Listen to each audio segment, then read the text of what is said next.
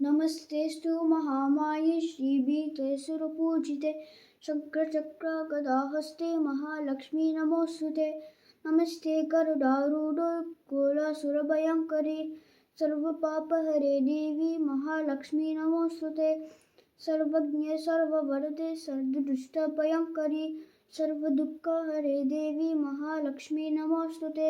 सिद्धिबुद्धिप्रदे देवी भुक्तिमुक्तिप्रदायिनी मंत्रमूर्ते सदा देवी महालक्ष्मी नमोऽस्तुते।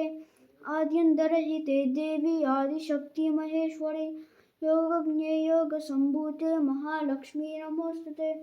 स्थूलसूक्ष्म महारौद्रे महाशक्ति महोदरे महापापहरे देवी महालक्ष्मी नमोऽस्तुते।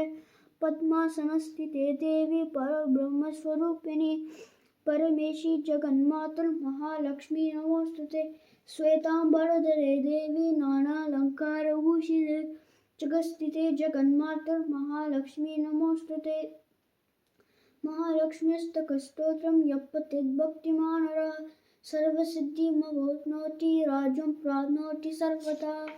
एककाले पठेत् नित्यं महापापविनाशनं त्रिकालं यः पठेत् नित्यं धनधान्यसमन्वितः त्रिकालं यः पठेत् नित्यं महाशत्रुविनाशनं महालक्ष्मीर्भवेत् नित्यं प्रसन्ना वरदा शुभा। श्रीमहालक्ष्म्यष्टकं समाप्तम्। ॐ